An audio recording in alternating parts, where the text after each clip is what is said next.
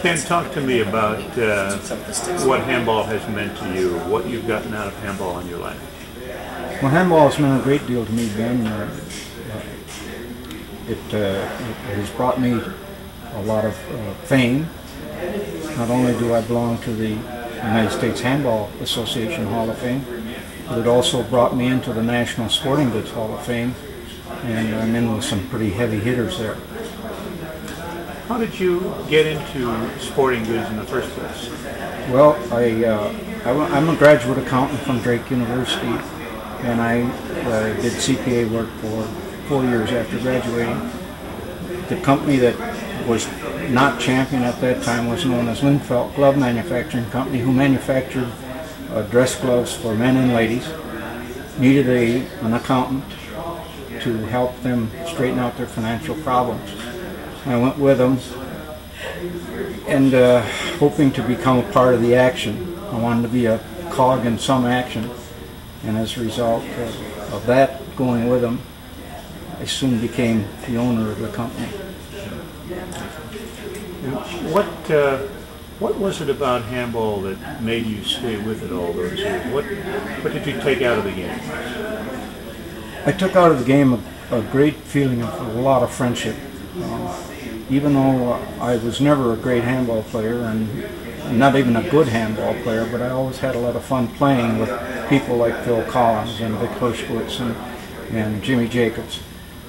And they were my bitterest enemies on the court, but they were the greatest friends afterward. And that was something I'd never seen or dealt with before, how anybody could chop you up and not be your enemy outside.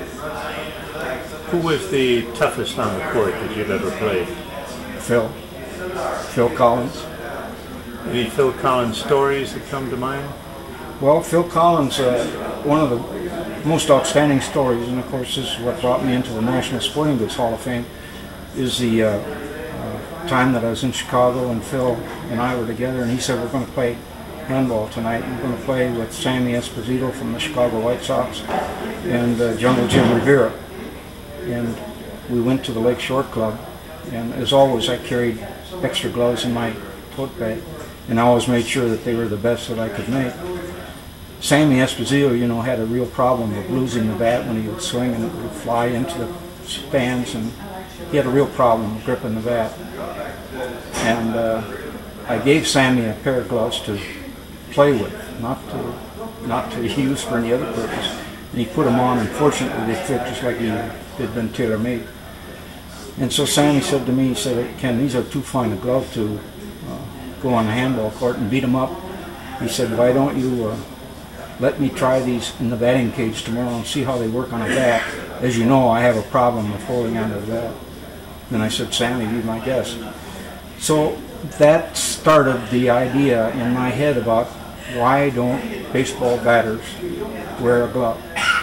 And from that meeting, and from that game that we played, stemmed the baseball batter's glove. And of course, the baseball batter's glove today is a multi-million-dollar business. Softball players use it, women use it, and so it was a great event, and that's where the baseball batter's glove really started, and that's what brought me into the National Sporting Goods Hall of Fame. That's great. That's a great story. Did you know Joe Platek? I never had the good fortune to meet Joe Platek. He passed away just as I was coming into the business. Talk about Jimmy Jacobs. What was your relationship like with Jimmy?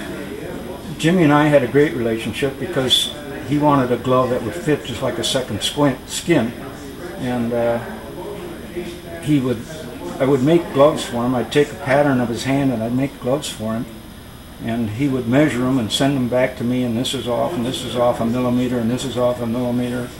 And we kept refining those, Ben. And even though I'd make a dozen pair and send them out to Jimmy, I'd get 10 pair back. They weren't right.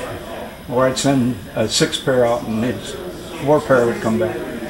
And one day in desperation, I said to my plant superintendent, I said, take my hand and make me a glove that'll fit my hand. And he did. And I sent those to Jimmy. Jimmy called me on the phone and said, Ken, I don't know what you've done. They're perfect. I want you to make them all from this point on. just like that. And so I feel like Jimmy's hand was in my business, and Jimmy's hand, and it was my hand that brought him all his luck in the tournaments. We had a great relationship. Jim and I talked frequently on the phone. What kind of a guy was he in general off the court? To me, he was a great gentleman. He always treated me with great respect, and I have great regard for Jim.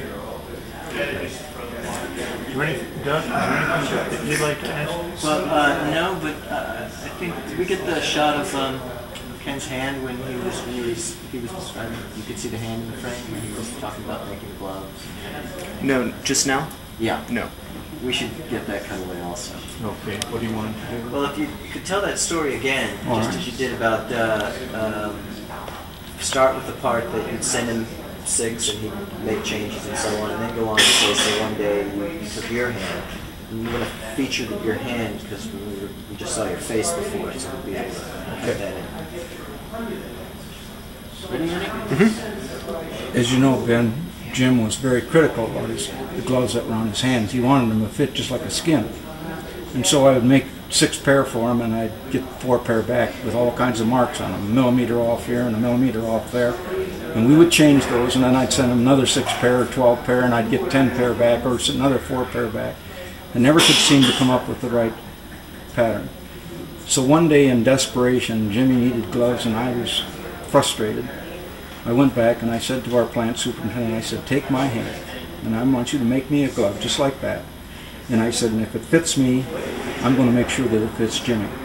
And so we did. We tailored it right exactly to my hand. I sent him to Jimmy, and he called me and he said, Ken, I don't know what you've done, but you've got the right mold, don't change it. We're on, and we're on.